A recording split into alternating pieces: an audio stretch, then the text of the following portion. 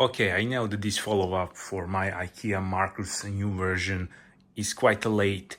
It has been around 16 months, so nearly 1.5 years since I got this replacement Ikea Markus chair. You guys asked me many questions, and to do a quick explanations for newcomers, I had my Ikea Markus for like 5 years, something like that, and it started squeaking when you sit on it.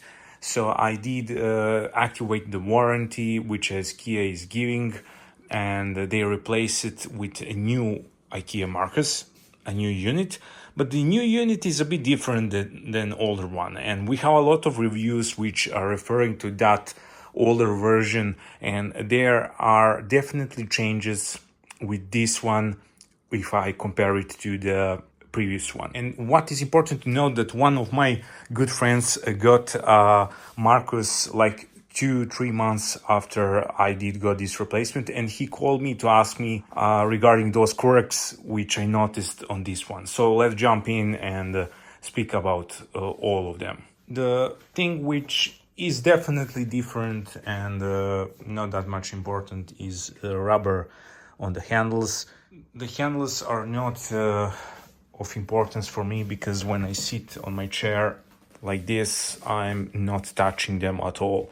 Basically, I'm only using them when I want to get myself up.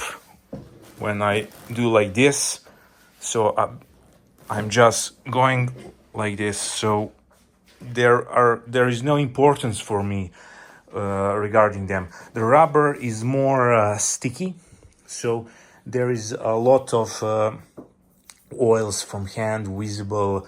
The previous version had more plasticky, and these are more on the rubber side, or if you want to call them hand rests.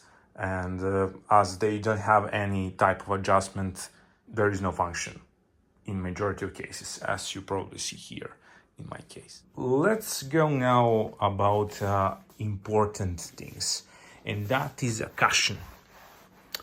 You probably see that there is line here, and that line happened in these 16 months. And on my previous version, I didn't have a line like this, and you probably understand the majority of my weight is going on that central spot. The cushion is definitely, I'm not sure if it's a bit thinner because I didn't have the opportunity to compare it with the original model which I had, but I definitely had a bit of discomfort in the first 1 to 2 months. It was just like my butt is hitting the bottom. It was either is the foam inside thinner or softer, or something is different. It is not a big deal. I got used to it, and I'm sitting for prolonged periods of time every day.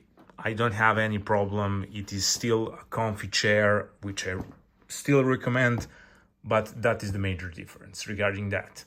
This next thing which I'm gonna show you is the thing regarding which my friend called me to ask me, and that is the wobble. It will be hard to show you, but there is a bit of wobble in the chair. It is coming from this central part. It is really hard, but you probably can see it like this. You see how the chair moves? This tiny wobble is coming exactly from here, from this mechanism.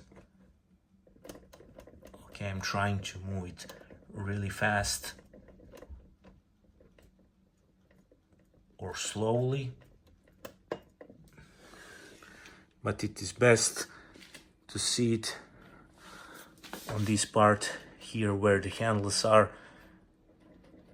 You see, and when you sit in the chair, you just feel it left and right. And I know some of you gonna tell me that something is not tightened. That is incorrect. Everything is perfectly assembled, tightened to the best torque.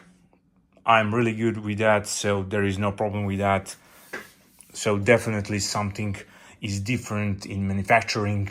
And there is that wobble, which was annoying at first, but I completely forgot about it after some time. This is kind of a rare opportunity for me to jump in my camera field and speak a bit. Regarding Markus, I want to show you how I use it. So you probably see that I'm not using armrests at all. Usually when I'm watching something like this, I'm kind of, I do like that, and when I want to stand up, I use them to pull my body up. So I nearly never rest my hands on them. In this situation, yes, but I'm not in this angle, never, except when I'm filming myself. And this is really a super rare case for me to do that. Regarding ergonomy, everything is the same as before. There are some minor adjustments. They probably changed the factory or some specifications. During the corona, many manufacturers started to do a savings on parts for their products, and that's probably the case with Ikea. They changed something with the foam in the butt part, but after 16 months of using this chair daily, considering the price, this is still one of the best chairs in this price range to get, especially if you consider the warranty. My specifications are around 187 centimeters tall. I'm around 92 kilograms, and as you can see, I'm gonna now pull up the chair. There is a lot of space to go up. I'm still, if I put the chair like this, I would probably be perfectly comfy to use the armrest, but I just don't like to do that because I feel like and wobble is like more noticeable now.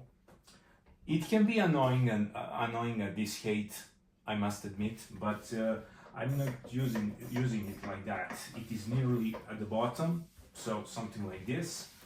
And when I'm working, doing my stuff, it is completely comfy. I like that backrest when completely unlocked and completely untightened. Actually, it is not completely untightened, but I like that backrest.